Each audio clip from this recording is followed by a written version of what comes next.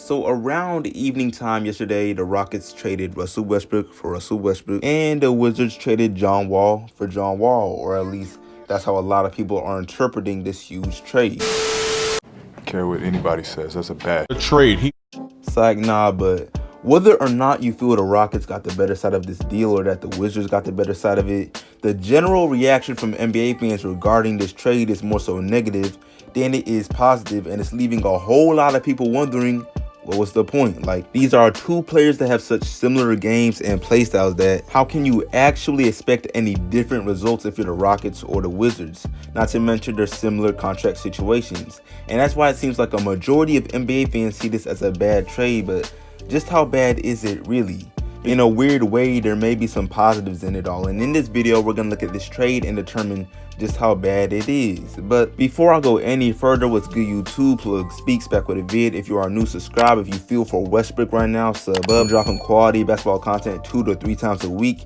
And we just hit 1K. So huge thanks to everyone that's been supporting recently. Really, it's been amazing. Huge, thank you. So next stop, 2K subs, more ambitious 5K, but back to the vid though. So like I mentioned in the intro, a lot of people see this John Wall Westbrook swap as a pointless trade for obvious reasons really. Both Westbrook and Wall are primarily seen as slashers with an unreliable shooting ability, but they can for sure pile up assists, especially John Wall with his passing ability and overall IQ. But yeah, in this deal, Westbrook and Wall are just swapping places while keeping the same job, role, purpose, whatever you want to call it.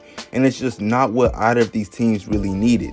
Like, let's look at it from Washington's perspective first. So when John Wall last played while fully healthy, which was 2 years ago, he was not the primary scorer on his team. Bradley was. And even though Russell Westbrook is coming off one of his highest career scoring averages in 27 points per game, he will not be the primary scorer on the Wizards so long as Bradley Beal is also in a Wizards jersey. And I mean, it's just hard to picture alpha dog Russell Westbrook even being considered a little bit as the second option when he's the one who's won an MVP before. He's the one who's seen as the better player between him and Bradley by most fans in the NBA, not to mention how ball dominant he is as a player.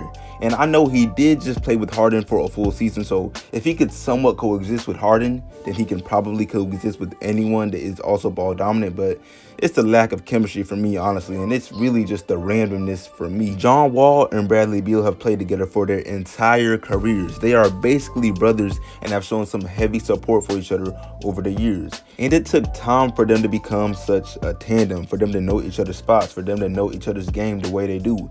And with the addition of Westbrook, y'all, this whole process has to be done again, and I don't know if Bradley has the patience for that, but he will be a free agent at the conclusion of this season, and if things don't go miraculously well, then I'm pretty sure he will not hesitate to dip off to another team with the quickness. I mean, why wouldn't he?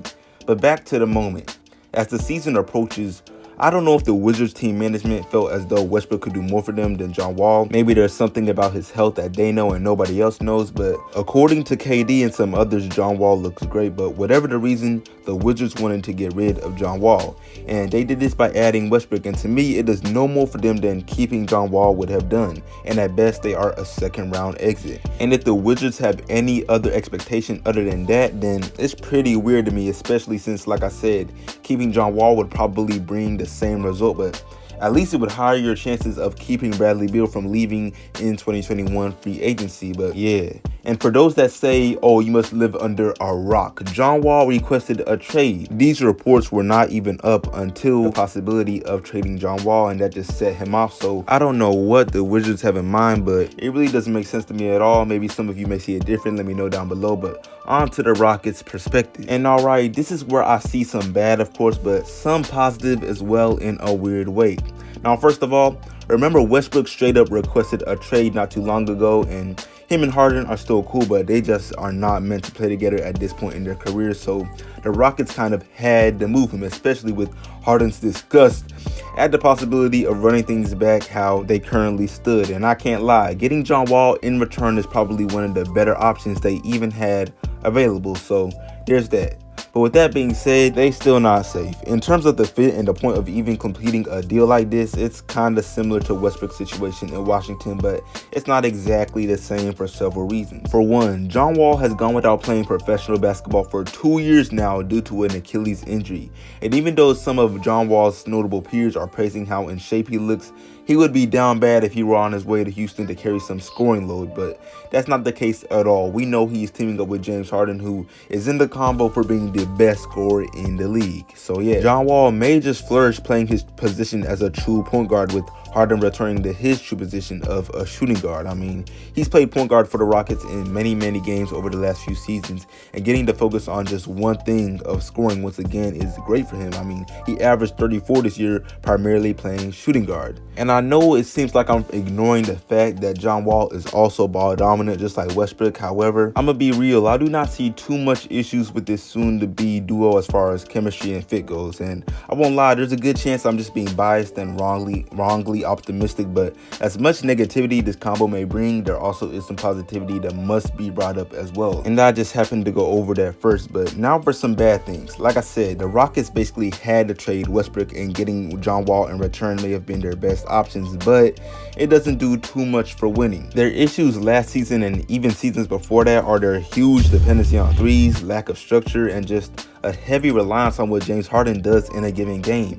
And even though D'Antoni, the man who pretty much allowed for this style of play to occur with zero changes, has been replaced by Stephen Silas, I'm gonna need to see a different formula for success actually out there on the court before I just give them the benefit of the doubt. And if the Rockets play anything like they have in past seasons, then any hope of winning a championship is simply in vain, because John Wall is about to come in and play the same role that Westbrook did this year, just with better decision making and a better jump shot, but nothing crazy that would give Harden any reason to not want out by the end of the season like Bradley Beal, except of course Harden will still be under contract and not a free agent. But come on now, an unhappy superstar is not really what you want, and I'm sure the Rockets would then be forced to trade him. So yeah, I mean, no matter how you slice it, it's not that much good to be seen in this Wizards-Rockets trade.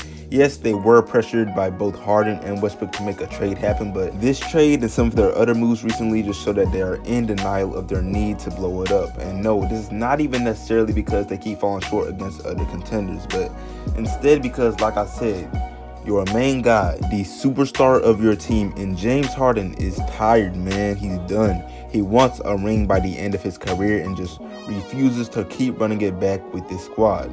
So what the Rockets should have done is just accept it, honestly, blow it up, and trade James Harden to really start the rebuilding process that they may not want to have to deal with yet. But man, if the face of your franchise is done, you don't really have that much of an option. It's tough, but it is what it is. The last couple of years have not brung chips, but they have not been terrible. 2 conference finals appearances, several 50+ win seasons. They had a good run, but this current style of play headlined by Harden seems to have peaked. Really ain't no other way to slice it. But yeah, man, I'm gonna go ahead and wrap this video up.